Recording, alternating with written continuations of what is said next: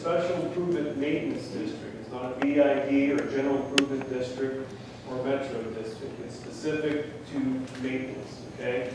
There's 7 of them around the city of Colorado Springs. Briargate, Norwood, and Stetson are similar in size, and then there's some smaller ones after that. And as our councilman said, we have a citizen advisory board of 4 advisory board members currently that oversee the operations, oversee budgetary matters.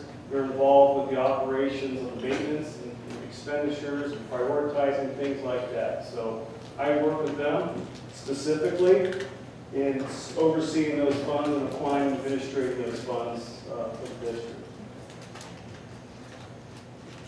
All right, so the funding mechanism. The funding mechanism, there's a mill levy that's assessed on your property that's for the people that are in the district in the way of a property tax. That money goes towards the funding of maintenance. Like I said, it's very much a maintenance district. So when you look at what's being maintained, you look at the major corridors throughout Briargate, like Union, like Briargate Boulevard, Lexington, Rangewood, Austin Bluffs. The majority of the areas that we maintain are major streetscapes. So you look at the medians, the rights-of-way areas.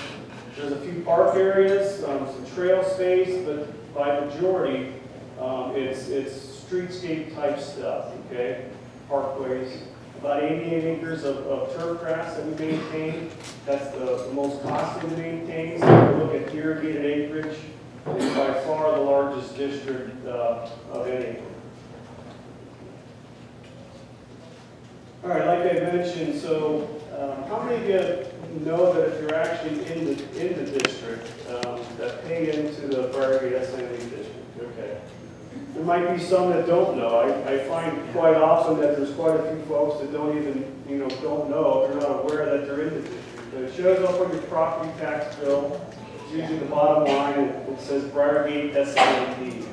So by and large, most folks pay between $8 and $10 a month, somewhere around $100 a year to pay into this district to supply funding so we can maintain those common areas described.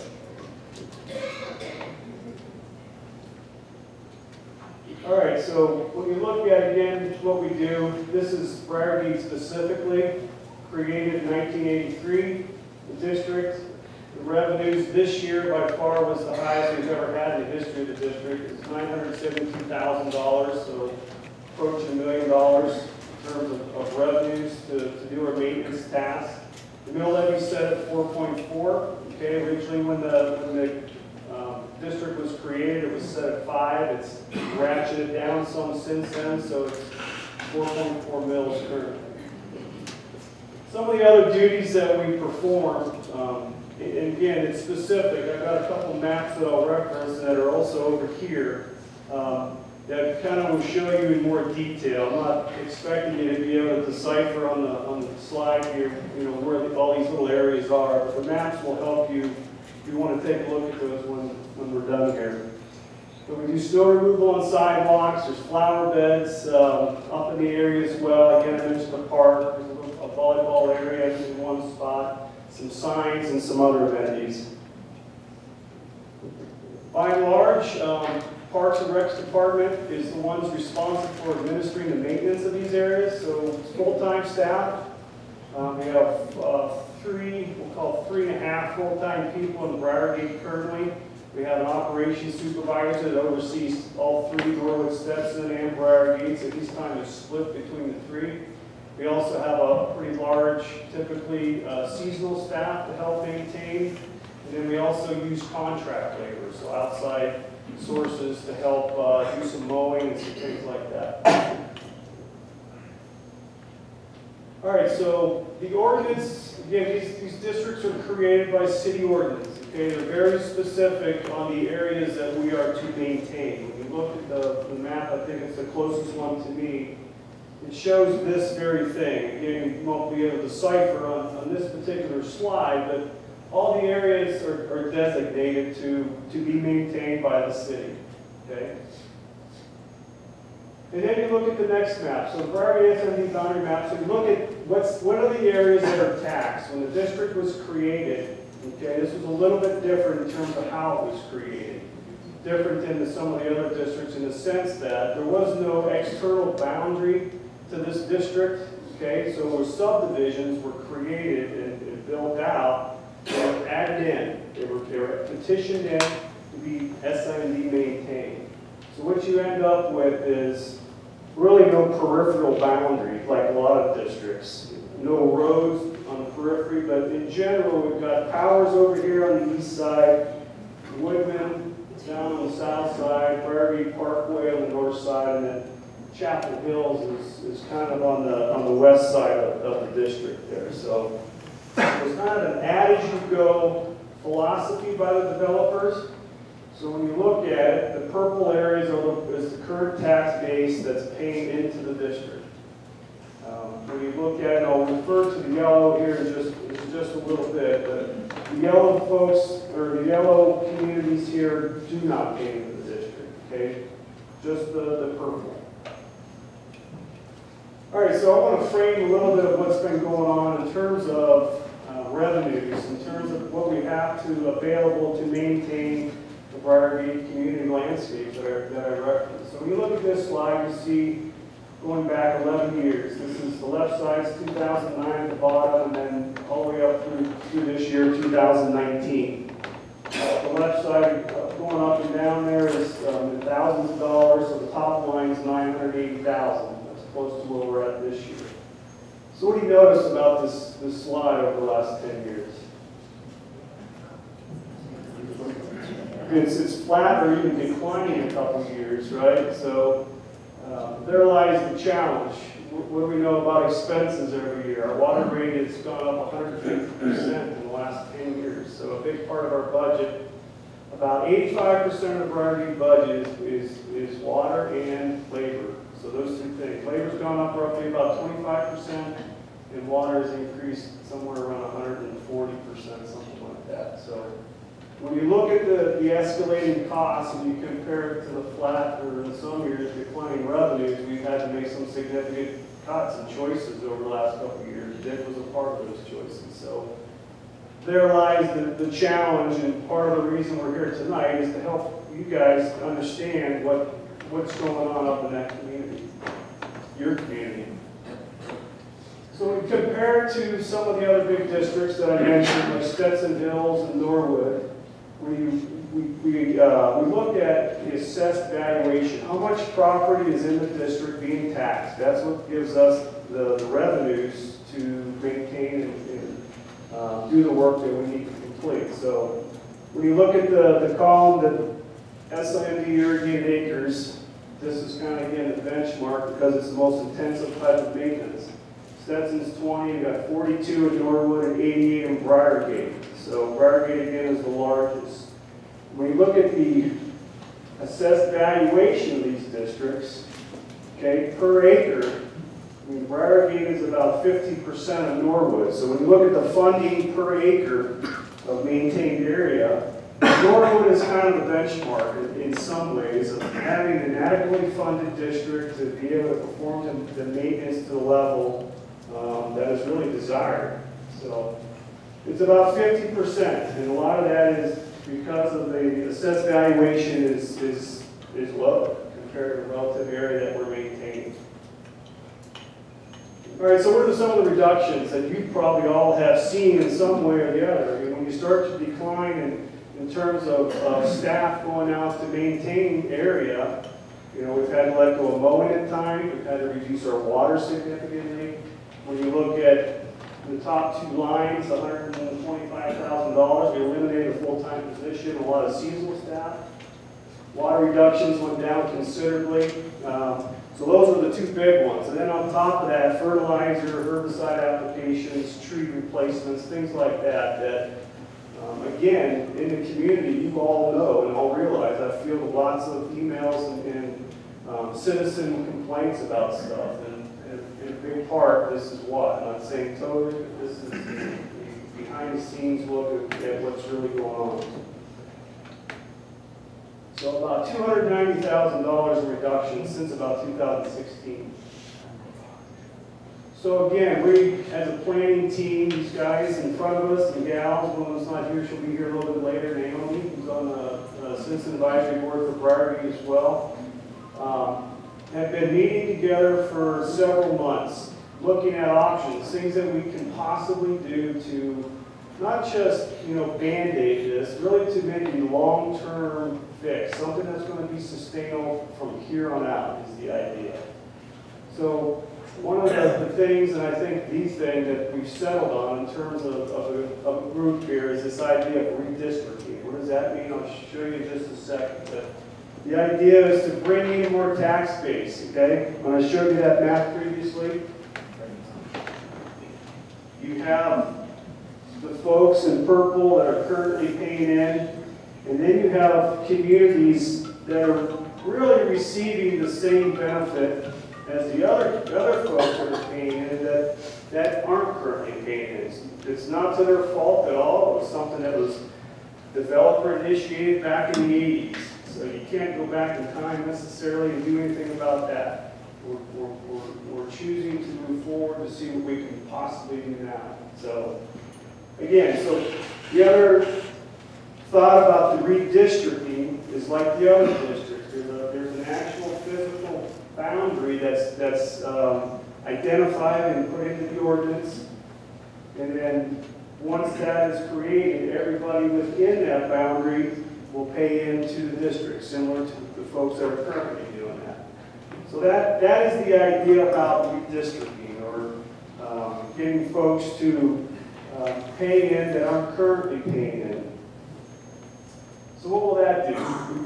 We ran a couple numbers, and when you look at the yellow line here, when you look at the amount of assessed values, about $45 million of property that would be brought in if those yellow parcels or communities were brought into the district. It's about 2,250 individual resident homes, and then we bring in about $200,000, and that's at the current mill levy. Okay, so the idea sometimes when you create, when you create a new district, you can set a mill to whatever you want to decide. But this is at the current mill, 4.4. That would get us close to where we need to be, probably not quite where we need to be. Okay. All right. So I guess one thing I want to mention, going back to this slide. So the idea of this is not to provide, it's not going to provide a whole bunch of more services above and beyond what the ordinance is asking to do, but it's going to bring us back to the level of maintenance that it needs to be at, as far as maintaining the turf areas like we need to, the trees, and all those other maintenance requirements that we're obligated to. So. All right, so really the purpose tonight, and let Sarah take it after this, but do you support creating a new district? We have lots of opportunities that we'll talk about here in just a minute in terms of being able to weigh in. We have a website that we'll point you towards when we're done here. If you want to go online, do a survey, and write in on comments. We have some paper ones here. But the idea and the discussion we want to have is around this idea. You support creating this new district, and if not, are you okay with status quo, the way things are currently going? Thank you. And so we're going to go into the discussion part of this agenda, and I'm going to actually give this cordless mic to my coworker Max over here in the blue polo. So I'll ask you if you have a comment or feedback to raise a hand, but like Eric said, we do have those surveys, paper copies here and online, if you don't get a chance to speak up tonight. He will go around with the mic and try to catch everyone that we can in the time that we have. But I would ask those of you answering questions, which planning team, Eric, and Councilman Geislinger, we have this mic right up here for you, so you actually have to come on stage to answer. I know I don't have two cordless, sorry. We're going with what we've got today. So again, I want to reiterate this slide up here, and then I just made a note. I know a lot of you, again, are passionate about the issues that you see every day. We're not here to talk about those. We really want, we're aware of that, that's why we're here. But we really want to resolve the future funding of the district. in the future of what your community looks like to help improve this area. So let's just remember that. But I'm going to hand this over to Max, and he's going to start in the back corner. So raise your hand if you have a comment. Again, we will only call on you if your hand is raised. Please don't speak out against your turn, and he will make his way around. And I'll be taking notes over here, so I'll catch all of your. I'll be taking notes as well. And if there's something that isn't totally on topic, I use a parking lot and I put those notes there so that we can keep moving on to basically catch what this agenda is about. So I guess Max, go ahead, and you guys down here pop up to answer the questions on stage, please. All right, we'll start right here. Well, I was just wondering, what is the process to redistrict? Is there a cost to that, and what's the timeline? So, come on. Okay,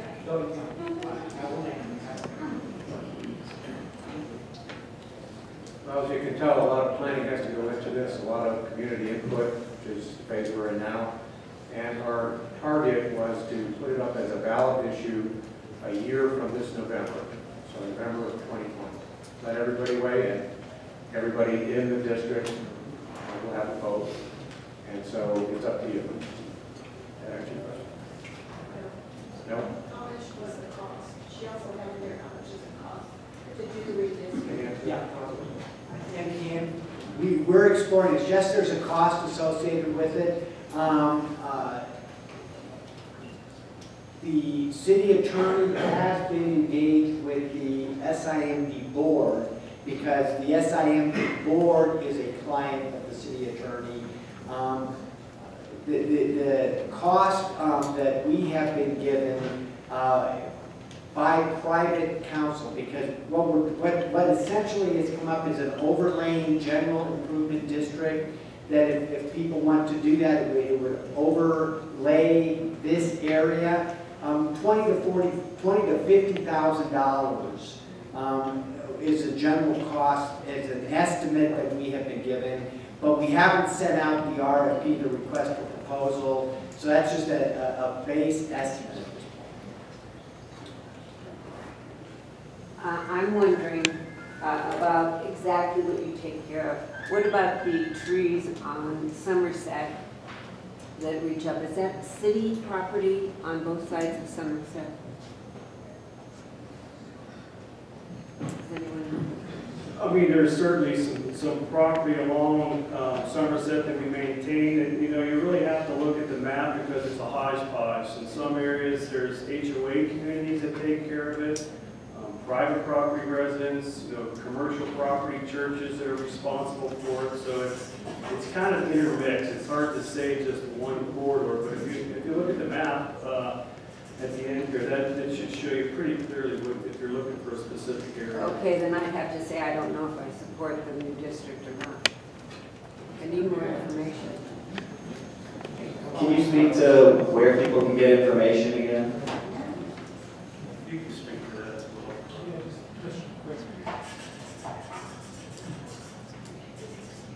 Good evening. Can you hear me all right? Yeah. Yeah, good evening. My name is Carlos. I'm working, to collect this information.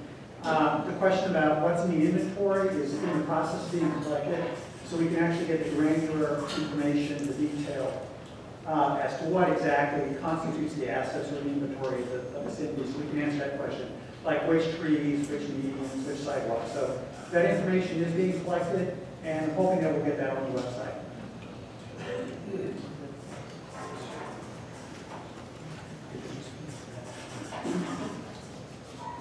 Hi, my name is Dick Andrews. To kind of inform this discussion, can someone tell us why the areas that are not taxed in Briargate were originally not taxed and have not been taxed for all these years? Just to elaborate a little bit on what Eric said, the way that this system was set up way back in the late 80s and early 90s is the district was set up, and then these little developments came in. The idea was that as these developments came in, each of the developments would be included in the district. for whoever, I hesitate to put fault because it's just the way that it was done. Somebody messed up and these developments came in. Some of them were included, the majority of them were included, about 75%, but 25% of the developments were not included.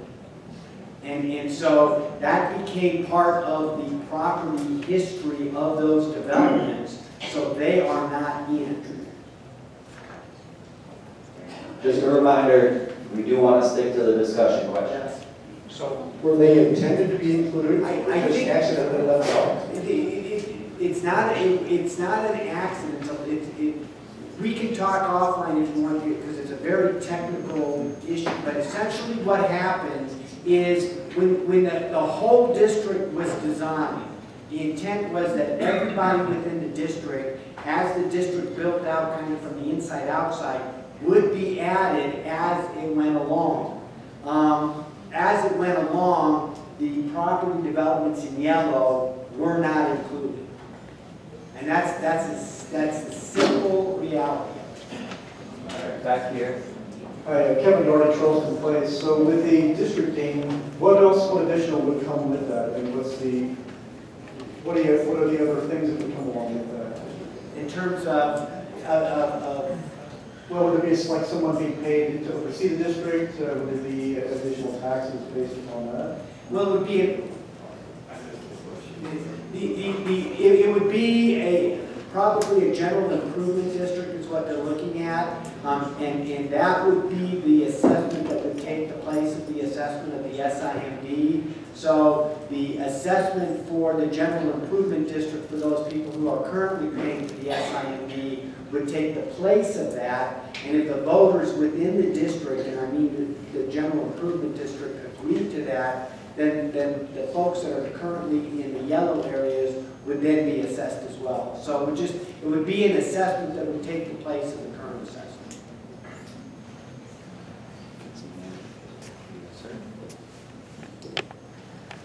Is there a cost, or what's the process for annexing, I guess, the yellow districts? Do they have a specific vote?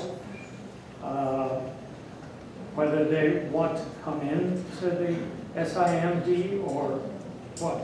It would be an annexation, but everybody who's a member of a district.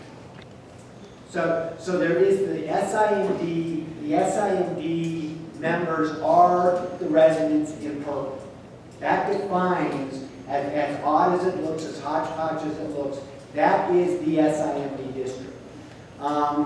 If a general improvement district is approved by the voters with the geographic definition, then everybody within that geographic designation would be within the district and would be obligated to pay. The voters would include the people in yellow within the area and the people in purple within the area.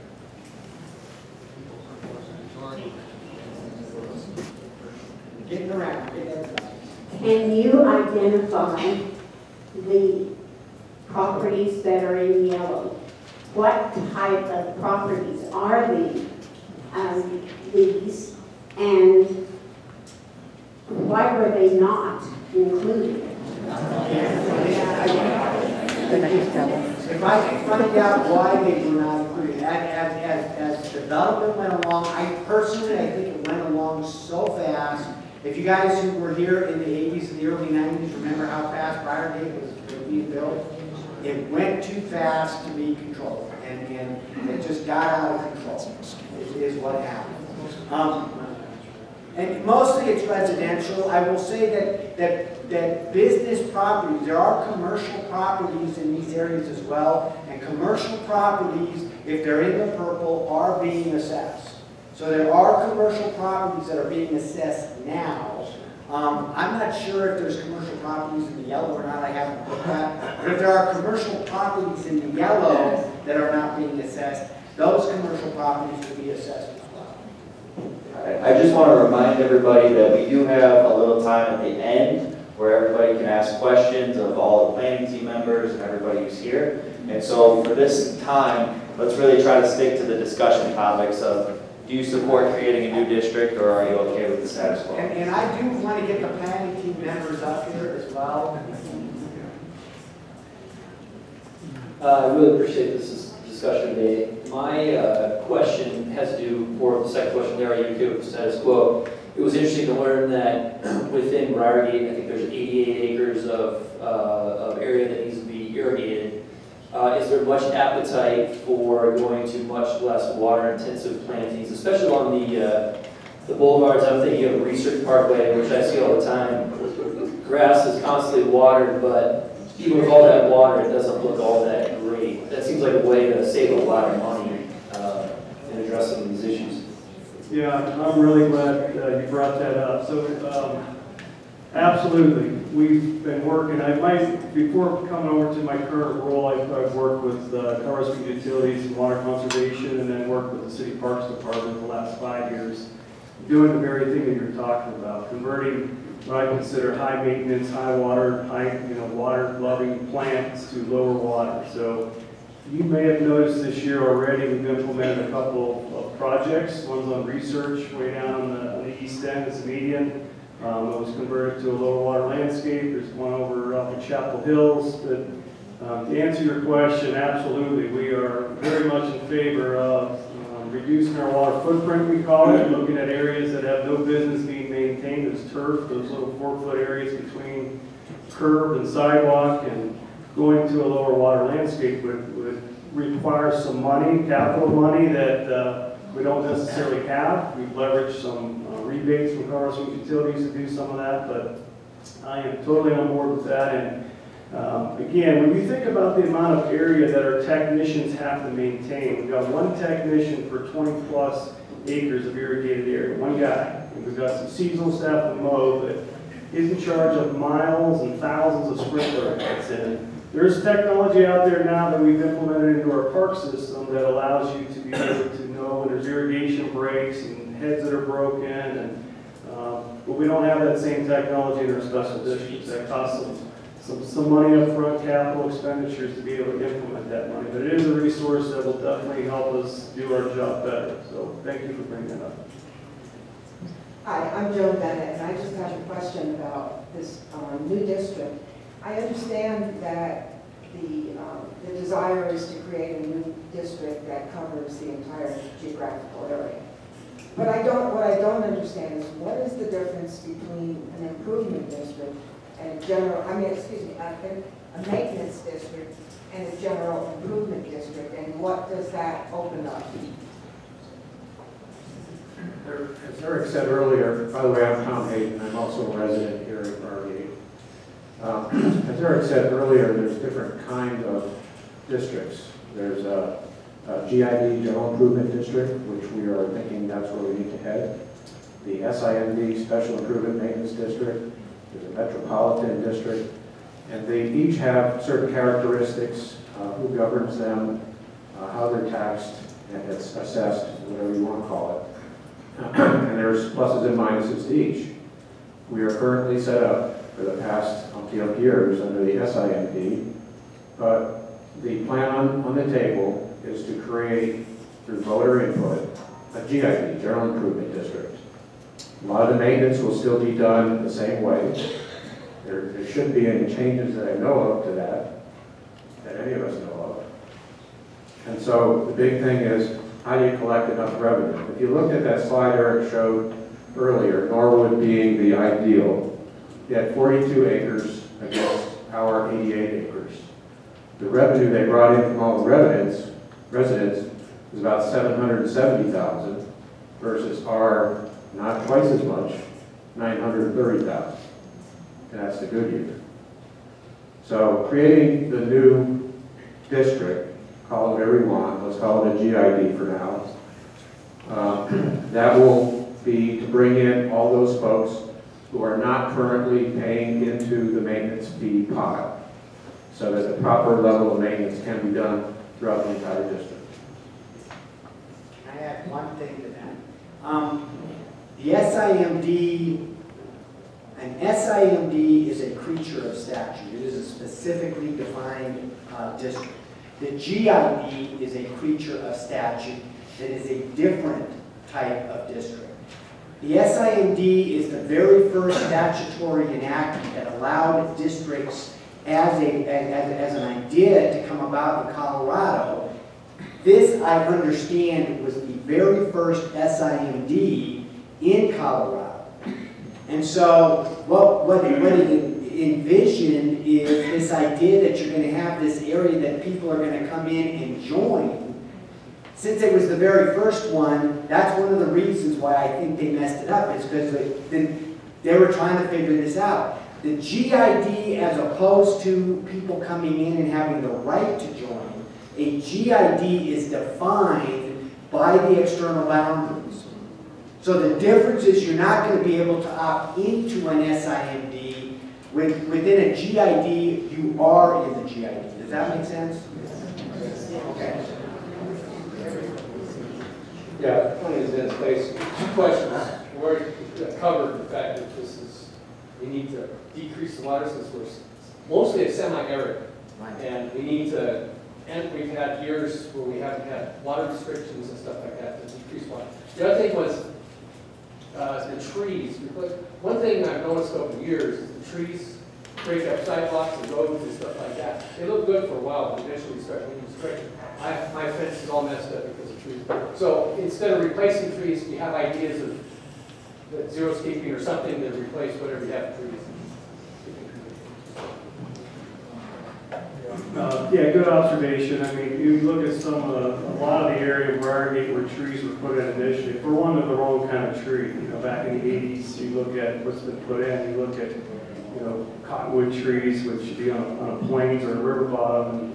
But absolutely. So those small areas that we're talking about between curb and sidewalk, but I also believe there are the right kind of trees to put in the right place. I mean, that's always the key in landscape, the right plant in the right place. So, we look at native grasses. That's what we do almost exclusively with our new plantings along Research and Chapel Hills and all that. They require a lot less water. They require maintenance. It's a different kind of maintenance plan. It's intentional maintenance, but the right trees in the right place aren't a bad thing. So.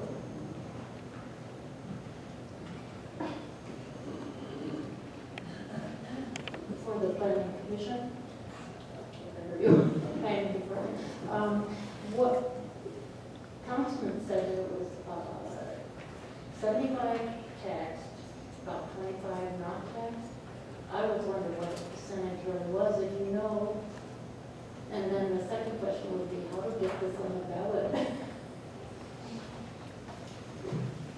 It's about 7,500 that are currently being taxed and 2,500 that have been identified that would be assessed when the new district was created. So, it's a long process to get it on the ballot. We'd have to start sometime early next year as far as getting petitions and things like that. Council, you might be able to speak to that.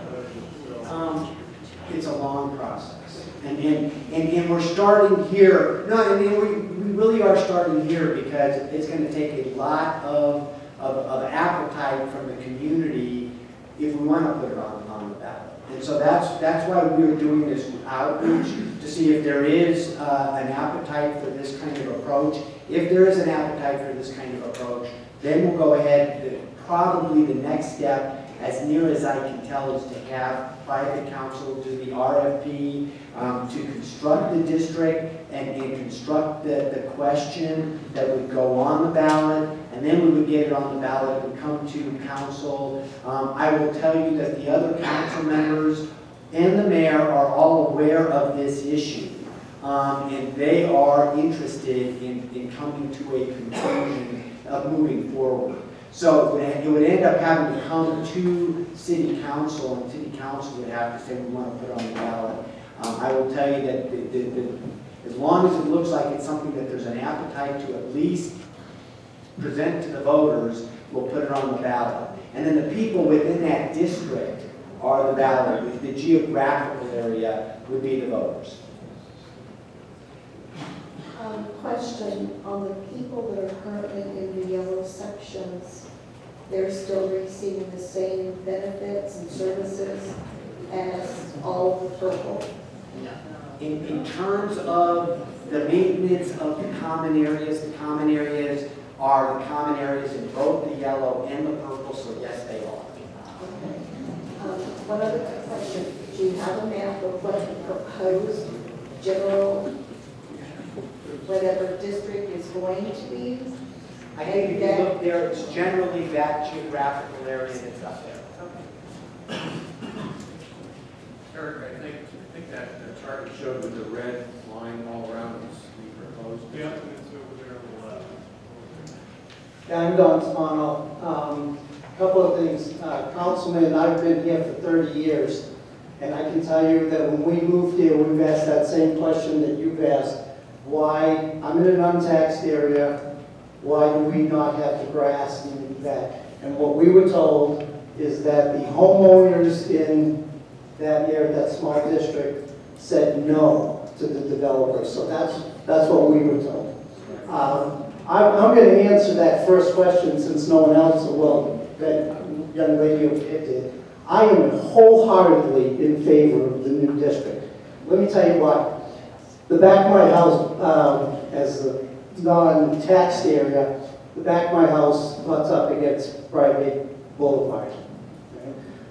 I paid about $5,000 a couple of years ago to put rock, fine small rock there to beautify it, and most of it gets washed away every year because of the rain. And I replace it. And it costs me about $200 a year to spray that area to keep the weeds out. So if it's going to cost me as much as $200 more a year in taxes, I can tell you that's going to save me a lot of money. And I would much rather have the district established than to pay additional money to beautify the back of my home. Thank you. And thank you for providing that.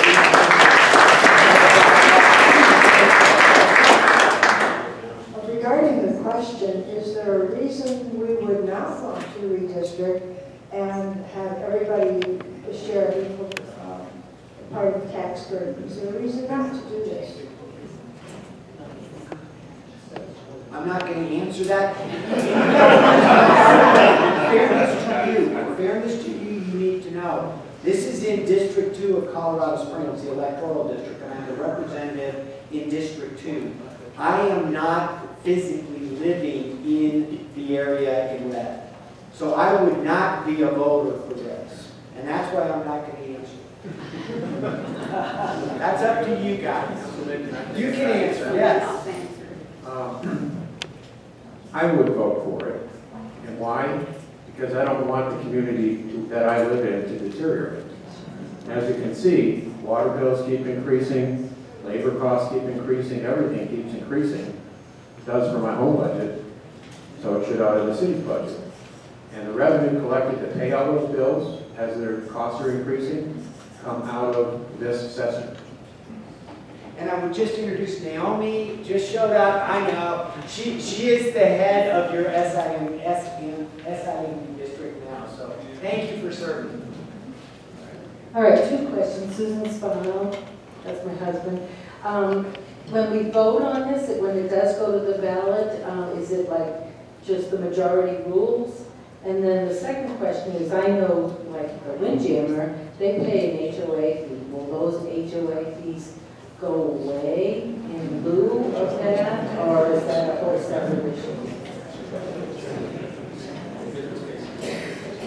The private council is going to have to determine what the voting is going to be, because it's not as simple as everybody who's a voter. It may not be as simple as everybody who's a voter is going to have a vote, and that's because husband and wife are both assuming property owners, but we don't need to get to that. As far as HOA fees, that's going to be between them and the HOA.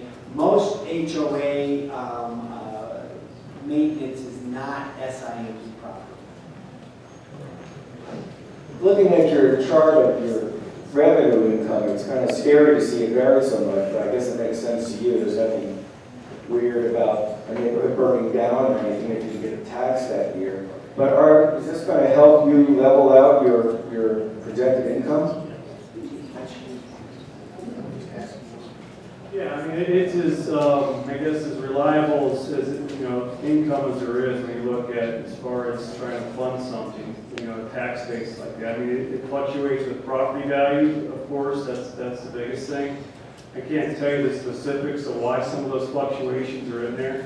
It also has to do with ownership tax for people that move into that community. When you renew your license plates, there's a very small portion of that actually goes into the budget. But the idea is to create a district that's sustainable, not just put a Band-Aid on it. So again, that will be looked at more closely, I think, once we get into the nitty-gritty of trying to create a district and figuring out exactly where that mill should be set to be able to put us in good position for the future.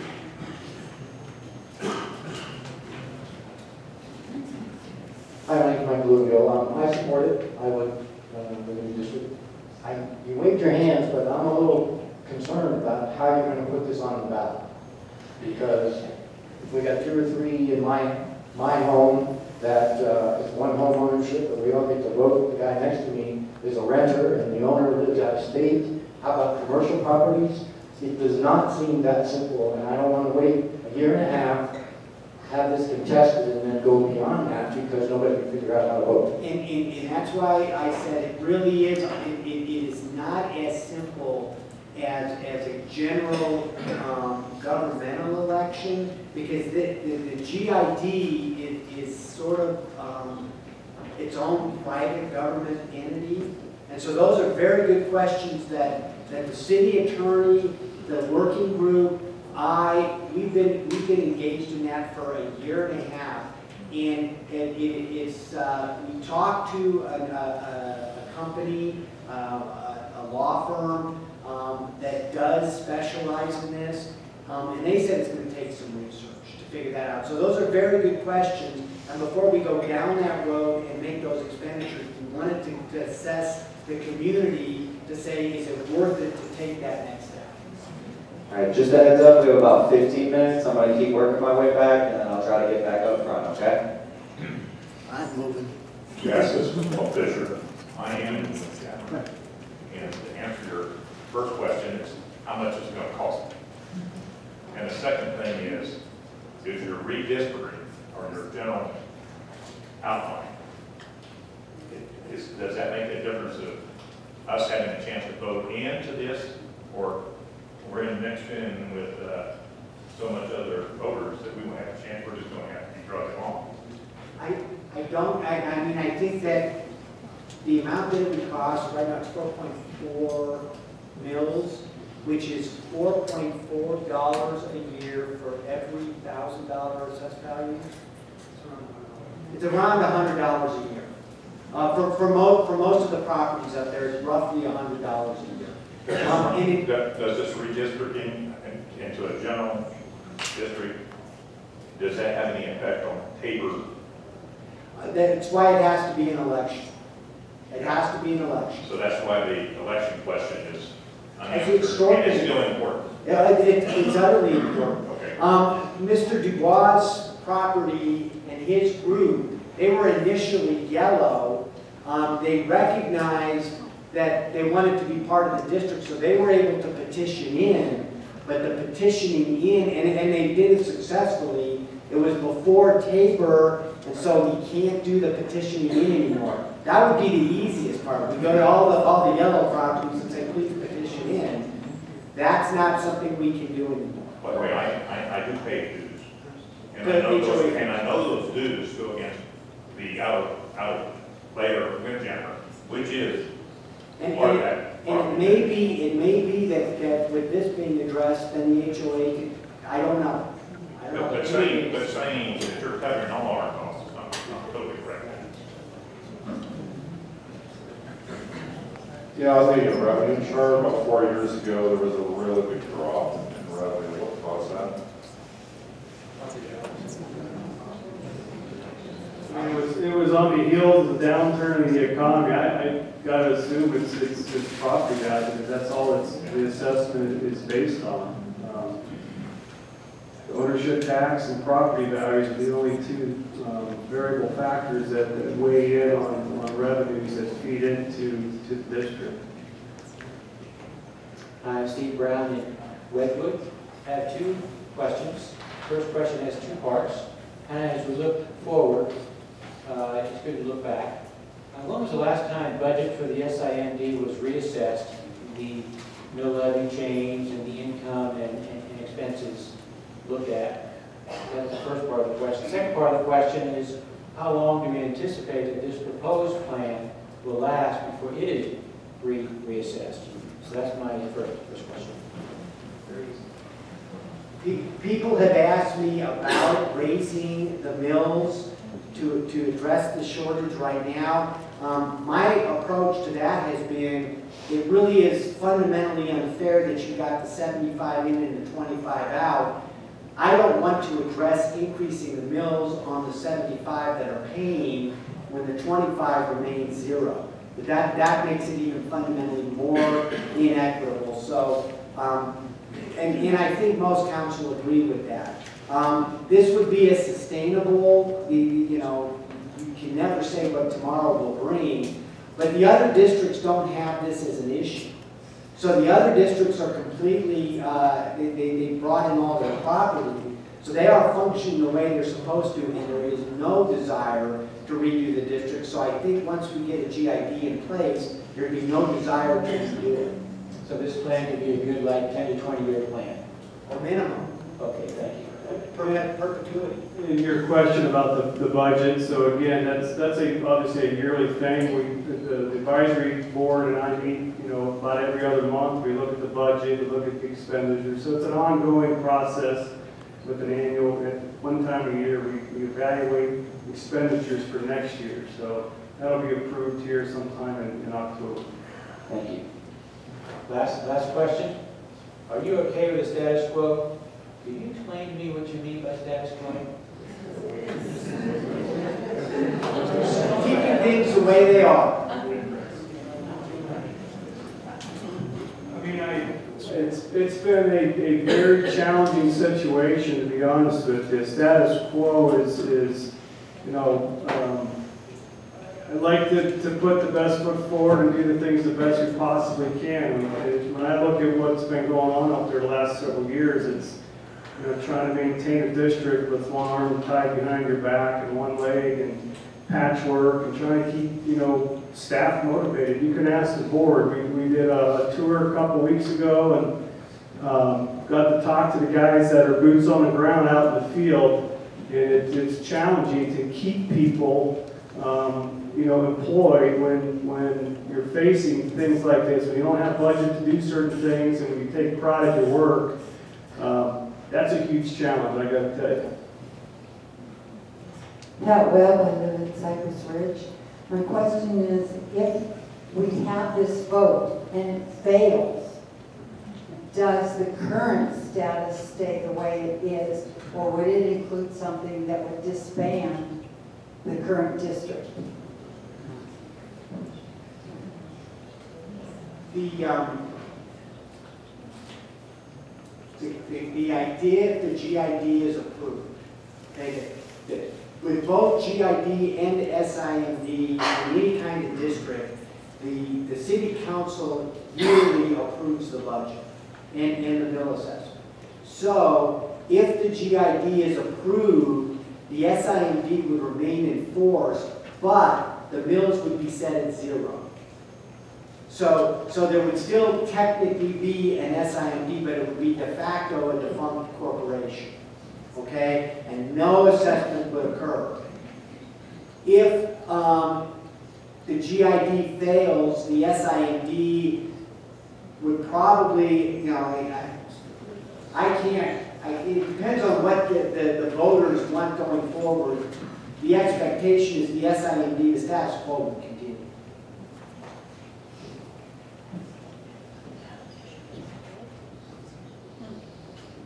My name's Rich Crump. I live in Charleston Place.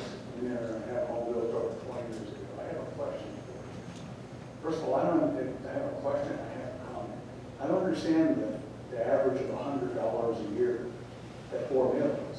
Because what's that saying is that the average property then is assessed at $25,000.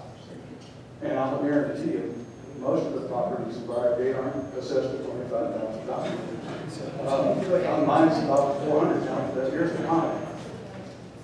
Now, it might be maybe a watercrag, but it would seem to me that if you wanted to save some money, don't do any more work in the yellow areas. I'll save you 25% right there. I'll save you 25%. You don't even have to have a body.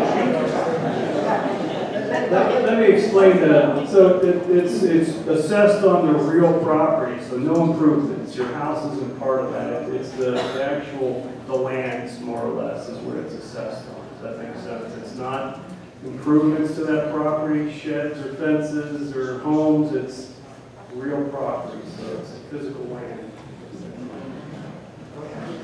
I'll take the second part of that question. Because I asked it myself last December at one of these community meetings. If you look at that map and you look at the green areas that kind of snake through everything, I said, well, why don't the yellow area, why don't we just stop doing the maintenance there? And you really can't. You know, if I live over by Liberty, if I drive down Research all the way, I'm seeing the evidence of the maintenance along Research Parkway. The little slivers that go up here and there, how do you say yellow people don't go there? You can't. So it's not like you can just take and say, all right, yellow people, we're not going to do the maintenance in your area, because some areas don't get any of the maintenance today. Am I safe in saying that? Okay, and then others, it's all throughout the entire district.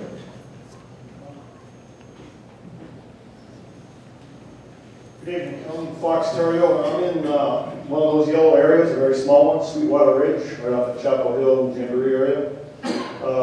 And we're an HOA, and we take a lot of pride in our community, and we spend a lot of money on our landscaping on the common areas, which Trafalgar and Somerset. In fact, we just zero-scaped everything this summer to save us on a water bill significantly. But if we redistricted, would that become city property? Government, so that would continue to be our property? Yes. For maintenance, trees, whatever? The private properties and in common areas and HOAs would remain there. Yes. So we spend a lot of money, and I do a lot of walking in the lower part of Briargate, and I do notice a lot of rundown, bad, ugly yards, neighborhoods, whatever it is. And I have a general question, followed by another comment, is how much revenue was the percentage that actually goes to the work and not administrative? I mean, I see a lot of supervisors, and we keep seeing cuts. Not only in this area, we see cuts at the working level, but we never see that at the administrative level. We keep that. I work for the city, I know. And, a lot of managers, a lot of supervisors, and they always make cuts at the street level. And I talk to maintenance guys, and all they say is, we keep getting cut maintenance. We can't do anything with what we got. So what is the percentage of administrative costs versus actual costs on the street? You know, it's part of the reason we have a citizen advisory board that's involved with this process, for them to identify those things. I don't have a percentage. It's my time is spent. I mean, I could talk all night about my duties outside of SIMDs. So my time is spent doing a whole bunch of other things outside of special districts. I have one operations supervisor that's split between 3 districts, Norwood, Stetson Hills, and Briargate. So big districts, one guy to oversee those operations. We have three full-time staff and a half-person floater that goes between all the districts. Realistically, we need 6 people to be able to boots on the You're a small segment of the big city administration, I get that. But I look at what we're doing with the streets and curbs and gutters right now, and are we being effective with this tax that the mayor proposed and brought in? I mean, they're taking off 1.5 inches, 2 inches of asphalt. They're really never into the root of the problem. And he wants to raise this again. I mean, we're putting a Band-Aid fix on everything that we do in the city. Yep. It's better to spend $1 million and get a square mile done versus spreading that out to the city. I know the impact is greater across the city, but they're doing Band-Aid fixes every week. It's a good, question. Maybe you could talk to some of the advisory board folks as well that have been involved. Dick's been involved for 20-some years, and they have a history there that could probably give you some more information. All right, we have time for one last question, and then there's going to be time to talk to all these individuals up here after this. So I'm going to come right here.